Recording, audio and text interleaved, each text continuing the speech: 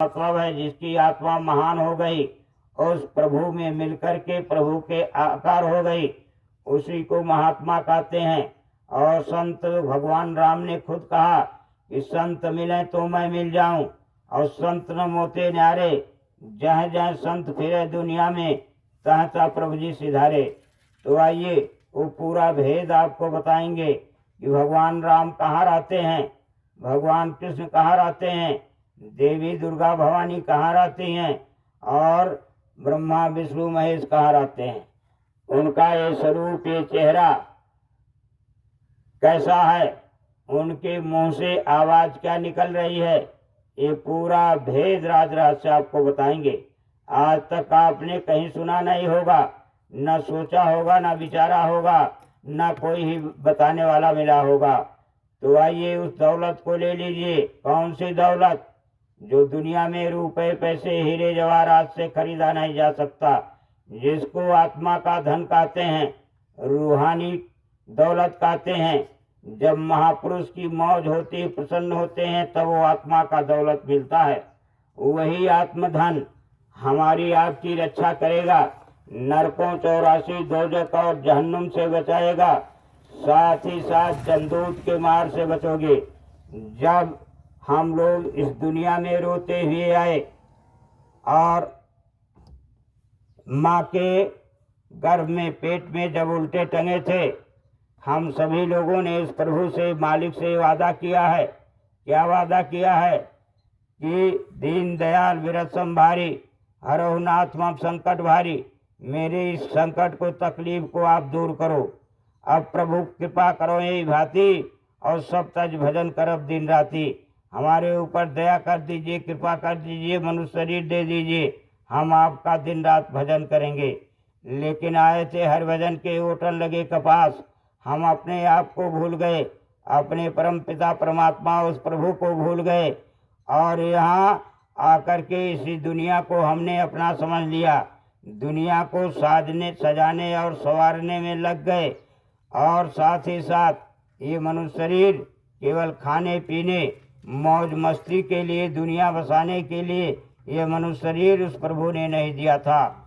जाते जब उसने दिया, यहाँ भेजा, तो कहा कि तुमको देखो ये मनुष्य शरीर पाक साफ पवित्र दिया जा रहा है, तुम इसमें बैठ करके अपने आत्मा अपने रूह का काम कर लेना। किसी संत महापुरुष से रास्ता भेद ले करके इसी मनुष्य मंदिर में अपनी आत्मा को जगा करके और चले आना। लेकिन कोई बताने वाला नहीं मिला। तो आप विचार करो प्रेमी भाई बहनों, ये सुंदर काया दे करके उसने स्वतंत्र कर दिया, आजाद कर दिया। वो रोकने टोकने नहीं आया, अपने पास कुछ नहीं रखा, सब इंसान आदमी को दे दिया। केवल जजमेंट, फैसला अपने हाथ में रखा, और जैसा करेंगे वैसा भरेंगे। भगवान राम ने स्वयं कहा कि काल रूप तिन कर मैं भराता, और शुभ और अशुभ कर्म फलदाता। मैं तुमको मुक्ति मोक्ष देने के लिए नहीं आया हूँ, मैं काल रूप हूँ, मैं तुम्हारे अच्छे और बुरे कर्मों का फल देता हूँ। अगर मुक्ति मोक्ष पाना चाहते हो तो कर्णधार सदगुरु दृढ़नावा, और दुर्लभ काज सुलभ कर पावा। अपना कर्णधार, अपने जीवन के नौका को खेवनहार सदगुरु की तलाश करो। पहुँचे हुए संत महात्मा की तलाश करके उनसे रास्ता भेद ले करके, और तब तुम मेरे यहाँ धाम चले आना, निज घर पहुँच जाना, जिसको गति मुक्ति मोक्ष कहते हैं। तो ये नाम कहाँ मिलेगा? संतों के पास मिलेगा। हर समय में जब जब इस धरती पर कोई महापुरुष आता है, तो कोई न कोई नाम उस प्रभु के नाम रूपी जहाज ले आते हैं, और उस नाम रूपी जहाज पर जीवों को बैठा करके वो पार करते हैं, भव से पार करते हैं, आवागमन से छुटकारा दिलाते हैं। यह काम संतों महापुरुषों का है। हमारे आपके गुनाहों की माफ़ी कराते हैं, और बाकी किसी के पास नहीं है। न देवी देवता हमारे गुनाह माफ़ कर सकते हैं, न खुदा माफ़ करेगा, न भगवान माफ़ करेगा, न राम कृष्ण माफ़ करेंगे। तो आइए ऐसा विलक्षण पैगाम, सत्संग संदेश आज तक आपने अपने जीवन में नहीं सुना होगा जो आपको सुनने को मिलेगा। अगर वहाँ आकर के मन चित्त बुद्धि एकाग्र करके और ध्यान पूर्वक उन सत्संग वचन वाणियों को, अमर वाणियों को आपने सुन लिया तो आपको अनुभव होगा। आप खुद महसूस करोगे कि हमारे सिर से कौन सा बोझ था और उतर गया, हम कितने हल्के हो गए, हमको सुकून मिल रहा, हमको शांति मिल रहा। ऐसे ही नहीं 20-30 करोड़ लोग ऐसे ही नहीं बदले हैं। बाबा जय गुरुदेव जी महाराज ने समूचे भारत में 300 करोड़ नर नारी बच्चे बच्चियों के जीवन को उन्होंने बदल दिया। कैसे? कानून से नहीं, गोला बारूद बंदूक और रिवाल्वर से नहीं, लाठी डंडा से नहीं, तोड़ फोड़ आंदोलन और धरना हड़ताल से नहीं, डांट फटकार से नहीं, प्रेम से सत्संग के छोटे छोटे वचनों को सुना करके और उनके बुरे कर्मों को, बद कर्मों को छुड़ा करके उस प्रभु के पाने का सच्चा सीधा सरल रास्ता बताया और भगवत भजन में लगाया। एक अच्छे और सच्चे समाज के निर्माण के लिए आपसे भी प्रार्थना, विनती, अपील, गुजारिश की जा रही है कि आप लोग सहयोग कर दो अच्छे समाज के निर्माण में। भगवान राम ने भी मदद मांगा था, भगवान कृष्ण ने भी मदद मांगा था। किसने मदद किया, किसने साथ दिया? आप अपने इतिहास तवारीख को उठा करके देखो। मौजूदा हालत और पीछे के युगों का हालत का मिलान कर लो, संतुलन कर लो। क्या था? भगवान राम ने कहा था कि जब जब होए धर्म की हानि, बाढ़ है असुर महाअभिमानी, तब तब धर पर मनु शरीरा और हरे कृपा ने सज्जन तुरा। यही बात भगवान कृष्ण ने कहा था अर्जुन को जब समझा रहे थे। समझाते समझाते पूरा गीता बन गया, गीता बन गया समझाते समझाते। उन्होंने कहा कि अय अर्जुन सुनो, जो है यदा यदा ही धर्मस्य ग्लानिर्भवति भारत है अभ्युत्थानम धर्मस्य तदात्मानं सृजाम्यहम् परित्राणाय साधूनां विनाशाय दुष्कृतां धर्म संस्थापनार्थाय संभवाम युगे युगे। मैं हर युग में आऊँगा जब धरती पर अनाचार, दुराचार, व्यभिचार और करप्शन, हिंसा और हत्या, माँ बहन बेटी की आबरू जब लूटी जाएगी तब मैं आऊँगा और अधर्म का नाश करूँगा और धर्म की स्थापना करूँगा। तो आज जरा आप विचार करो, द्वापर में एक द्रौपदी नंगा की जा रही थी और वो नंगा दुशासन नहीं कर पाया।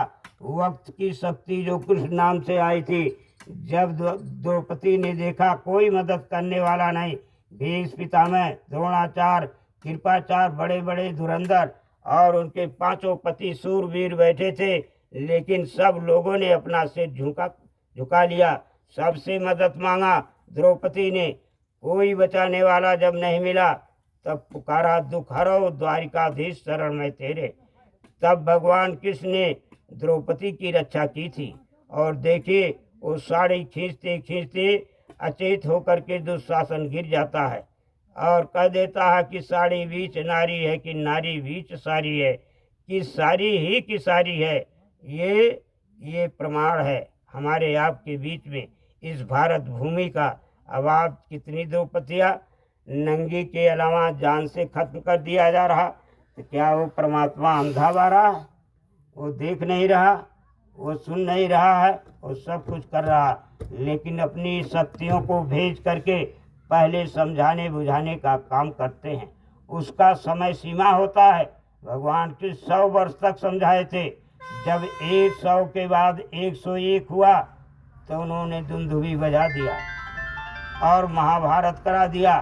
पूरे विश्व के बड़े बड़े योद्धा महारथी, वो ज्ञानी और विज्ञानी सब फना हो गए, अधर्म का नाश करके और धर्म की स्थापना कर दिए। इसी तरह से हमारे गुरु महाराज बाबा जय गुरुदेव जी महाराज ये जन जन तक संदेशा पहुंचा रहे, गांव गांव गली कूचे में हाथ जोड़ रहे, विनय कर रहे, प्रार्थना कर रहे कि आप मानव बनो, इंसान बनो, मानवतावादी बनो, इंसान का काम करो, हैवान का काम मत करो।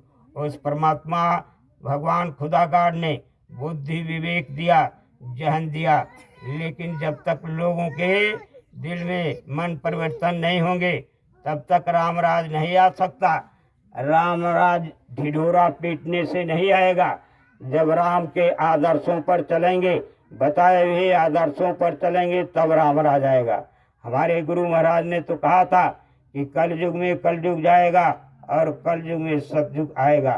कुछ हजार वर्षों के लिए इसी धरा पर इसी कलयुग में सतयुग आएगा। कब आएगा?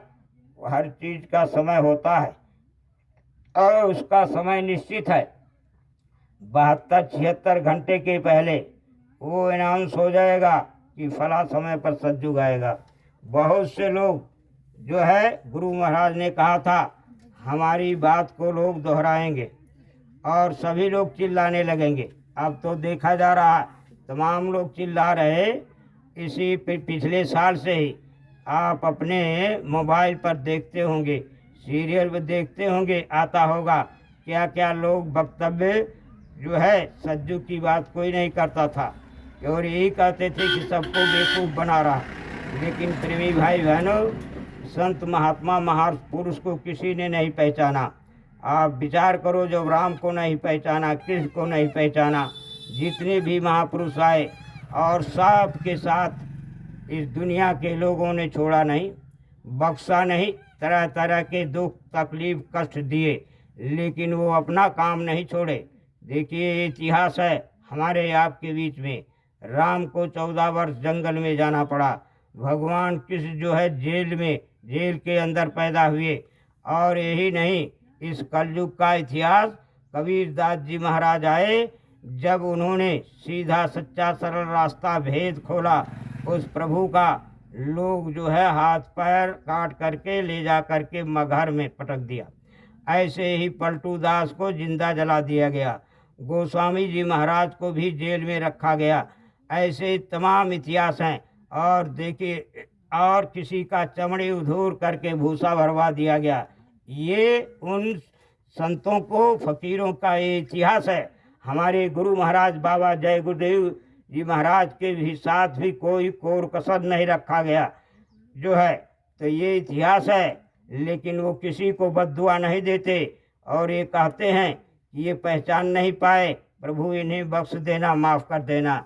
लेकिन वो खुदा माफ़ नहीं करता, वो भगवान माफ़ नहीं करता, वो दंड देता है।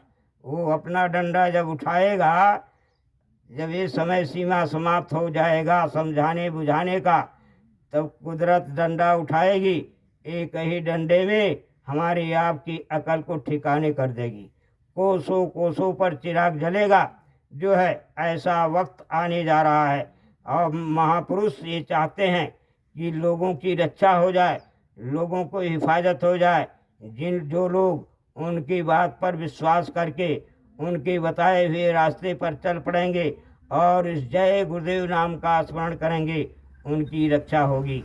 जैसे लंका धू धू करके जल गया, सोने की लंका, विभीषण की कुटिया बच गई, ऐसे आपकी रक्षा होगी। जैसे प्रहलाद की रक्षा हुई वैसे आपकी रक्षा होगी। चाहे कितनों अणुबम परमाणु बम कीटाणु बम गिरेंगे, लेकिन उस समय महात्माओं की शक्ति लोगों को देखने को मिलेगा। 80% से ज़्यादा वो निष्क्रिय कर दिए जाएंगे, उतार लिए जाएंगे। और जो बम फूटेंगे तो महात्मा ऐसी आंधी चलाएंगे कि वो कीटाणु उसी देश में वापस जाएंगे। ये महापुरुषों की कलाम है, उनके वचन है, उनकी वाणी है। अभी थोड़ा समय बचा हुआ है, हम आप सोच लें, विचार कर लें, जाग जाएं और अपने खान पान पर, अपने रहन सहन पर, अपनी दृष्टि पर, इस पर हम प्रतिबंध लगावें कि क्या हमको खाना चाहिए, क्या नहीं खाना चाहिए, क्या करना चाहिए, क्या नहीं करना चाहिए, हमारा कर्म क्या है, हमारा धर्म क्या है। मानव धर्म और मानव कर्म इस दुनिया का ये सर्वश्रेष्ठ, ये जिसको सनातन और पुरातन भारत की अध्यात्म विद्या पराविद्या जिसको हम लोगों ने छोड़ दिया, इसको लोग नेश नाबूद करना चाहते। तो ये भारत को कोई नेश नाबूद नहीं कर सकता। जब जब ऐसी स्थिति आई है, कोई न कोई हस्ती, कोई न कोई शक्ति उस प्रभु के दरबार से अवतरित होकर के उसकी रक्षा की है। तो ऋषि मुनि महात्मा, ये भारत ऋषियों मुनियों की, महापुरुषों की, और ये है त्यागी तपस्वियों की, वीरों की और सतियों की धरती रही है और ये रही है। आज जब नैतिक पतन, चारित्रिक पतन, तरह तरह के, अब इससे और क्या हो सकता है। जिस समाज में, जिस देश में 10 साल 12 साल और ये है कि 16 साल की बच्चियों के साथ जो अपहृत घटनाएं घटित हो रही हैं, ये मामूली बात है। ऐसी धन संपदा, ऐसी डिग्री और ऐसे विकास से क्या फायदा, नालत है। प्रेमी भाई बहनों, ये भारत है। भारत सोने की चिड़िया कही जाती थी। भारत की नकल दुनिया करता था। आज हम विदेशों की सभ्यता अपना रहे हैं, विदेशों की नकल कर रहे हैं। यहाँ मतलब क्या क्या कर रहे हैं, आए तो आप विचार करो, आप विद्वान हो जो है प्रेमी भाई बहन, लेकिन मिथ्या न हो देव वाणी। ये महापुरुषों की वाणी मिथ्या नहीं होगी। आपसे प्रार्थना विनती है, गुजारिश है कि आप बच्चों के ऊपर अच्छे संस्कार डालिए। यही बच्चे, अब देखिए, न घर में मिल रहा वो शिक्षा, न स्कूल विद्यालय में, कॉलेज टेक्निकल, आज केवल एक ही शिक्षा मिल रही है, क्या कि खूब धन कमाओ, पैसा कमाओ, चाहे जो कुछ करना पड़े। ये शिक्षा रह गई। शिक्षा का मूल मंत्र यह रह गया। और पहले क्या था, छोटे बड़े का आदर सम्मान, माता पिता की सेवा, बूढ़े बुजुर्ग की सेवा, और जो है देशभक्ति, समाज भक्ति और वीरता का, ये सब पाठ पढ़ाए जाते थे हमारे देश के अंदर। लेकिन वो सब कहाँ चला गया, आप विचार करो। तो अच्छे संस्कार महात्माओं के संसर्ग में पड़ेगा। पढ़ना लिखना जरूरी है। हमारे श्रद्धेय महाराज जी कहते हैं पढ़ना लिखना जरूरी है, लेकिन उसके साथ साथ अच्छे संस्कार भी जरूरी हैं। जब तक अच्छे संस्कार नहीं होंगे तब तक अच्छा समाज का निर्माण नहीं हो सकता और राम राज नहीं आ सकता। ढिढोरा पीटने से राम राज नहीं आएगा। राम के आदर्शों पर चलेंगे, उनके बताए हुए रास्ते पर चलेंगे, तब राम राज की स्थापना होगी। जय गुरुदेव। आप सबसे प्रार्थना है कि 28 तारीख